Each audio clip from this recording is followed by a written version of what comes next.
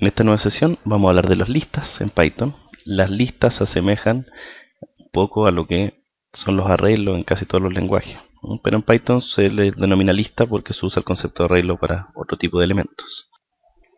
Vamos a ver cómo crear listas, vamos a ver también qué operaciones puedo aplicar sobre las listas y además vamos a ver cómo se pueden aplicar ciertas funciones especiales a las listas.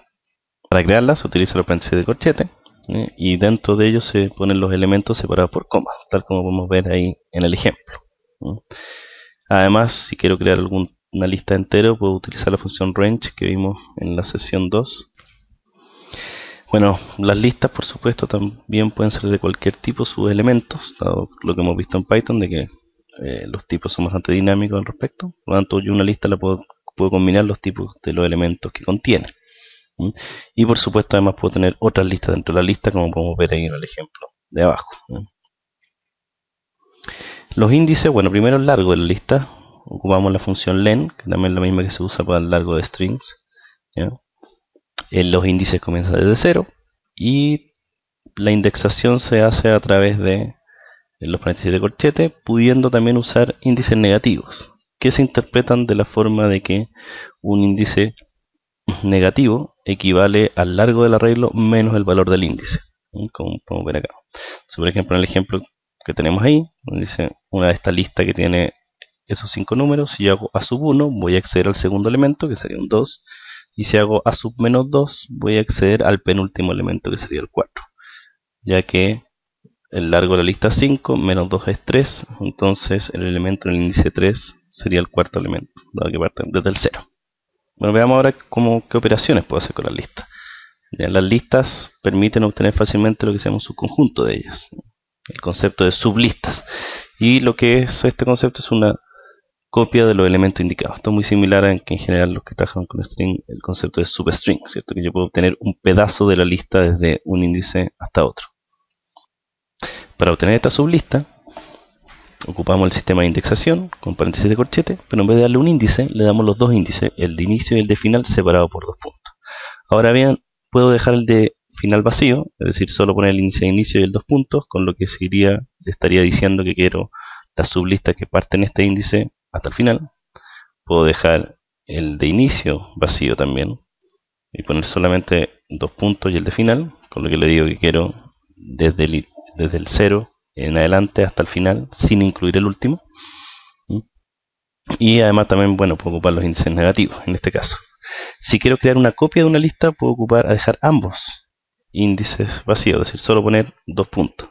Y en ese caso se crea una copia.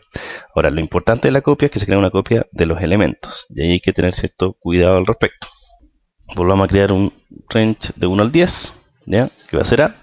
Entonces tenemos que A tiene los 9 elementos que van del 1 al 10.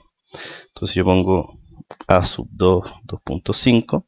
Estoy diciendo que vaya desde el elemento del índice 2, que sería el 3, hasta el elemento del índice 5, que sería el 6. Ahora el último no lo incluye, por lo tanto va a quedar solamente el 3, el 4 y el 5.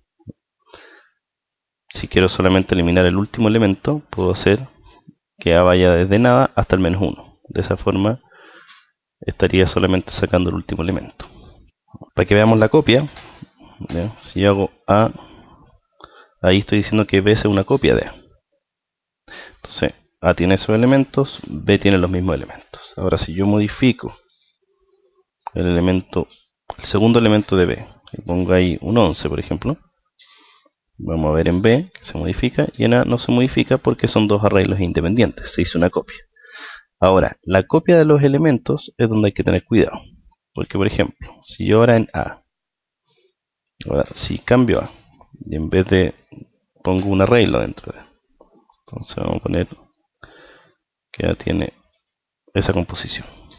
Entonces si vemos A, va a tener 3 elementos, donde el segundo elemento es un arreglo de elementos. Si ahora yo copio A hacia B, B tiene el mismo elemento, ¿sí? Lo que habíamos visto antes, que si yo modifico por ejemplo B sub 0 y le pongo aquí un 7, vemos que A no se ha modificado y B sí. Ahora, si yo lo que hago es modificar el elemento, el segundo elemento de B, que es este arreglo, ¿ya?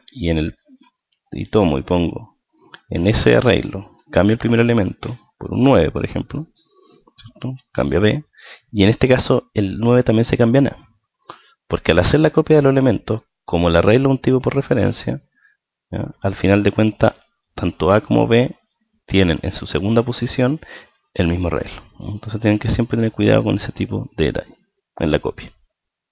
Las listas son modificables. Se pueden cambiar los elementos, insertar elementos y eliminar elementos. Para ello simplemente tengo que asignar los nuevos elementos que quiero, ¿ya? Dentro del rango de la lista que me antoje, utilizando el mismo concepto de sublista. Por ejemplo, acá yo le digo que quiero que reemplace desde el índice 0 hasta el 2, es decir, los elementos 0 y 1, reemplázalos por el 6 y el 7. Entonces un arreglo que sería del 1, 2, 3, 4, 5 originalmente, pasaría a ser ahora de 6, 7, 3, 4, 5, es decir, cambia los dos primeros. Si yo quisiera eliminar los dos primeros elementos, lo que puedo hacer es asignarle a la sublista de esos dos primeros elementos una lista vacía. Es decir, le digo reemplaza estos dos de acá por nada. Si quiero insertar, por ejemplo, puedo decirle dónde quiero insertar. En este caso le digo inserta la posición 1 y hasta la 1.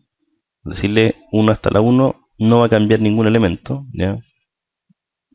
Porque no incluye la 1, así que va a moverla por allá y ahí le inserto esta regla.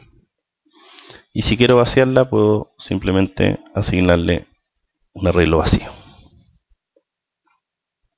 Entonces veámoslo aquí. Hicimos A igual eso, ¿sí? Ahí tenemos A. Entonces, por ejemplo, si quiero insertar, le digo que quiero insertar en la posición 1, le digo que inserte 1,2.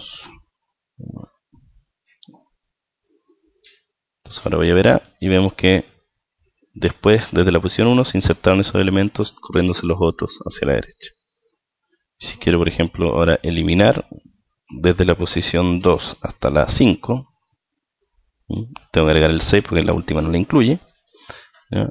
Agrego ahí, le digo que a esa sublista agrego un arreglo vacío y con eso queda eliminado esos elementos. Las listas son objetos, por lo tanto hay métodos con los que yo puedo operar sobre ellas. Ahí tenemos una lista de distintos métodos que podemos ocupar. Está el método append, que me permite agregar un elemento al final de la lista, ¿sí? Que es equivalente un poco a la forma que habíamos visto antes. Extend, que a diferencia de append no agrega un elemento, sino que agrega una lista completa de elementos al final de la lista. Insert, que me permite insertar un elemento en algún lugar particular. Remove, que yo le paso un elemento y elimino la primera aparición del elemento. El pop, que retorna y elimina el elemento de la posición recibida, que por defecto es el último, es decir, si no le paso ninguna posición, va a retornar y eliminar el último elemento, o le puedo pasar si quiero la posición donde yo quiero que lo elimine. Ahí en ese caso los paréntesis corchete dentro de pop son simplemente para mostrar que ese parámetro es opcional. Index me ordena el índice de la primera aparición del elemento en la lista, es el elemento X. Count me va a decir cuántas veces aparece X en la lista. Sort la va a ordenar la lista de alguna forma. Recordemos que la lista puede tener distintos tipos, por lo tanto sort lo que único que te promete es que va a intentar compararlo y de alguna forma lo va a ordenar. Y reverse pone los elementos de la lista al revés. Lo que vamos a ver ahora es que Python define ciertas funciones particulares para trabajar sobre listas y que permiten unir las listas con otras funciones que nosotros definamos y aplicarle ciertas operaciones. Antes de eso, un paréntesis para ver lo que son las funciones lambda. Las funciones lambda son unas funciones comunes y corrientes, tienen la única gracia que son funciones anónimas, no tengo que definirlas previamente, las puedo definir en mitad del código de cualquier cosa, y que se declaran en una sola sentencia y que constan de una expresión. Y el retorno de esa función va a ser el resultado de esa expresión. Pueden recibir distintos parámetros y esos parámetros, digamos, yo los evalúo y los ejecuto. Y la gracia es que estas funciones generalmente las puedo ir guardando en variables.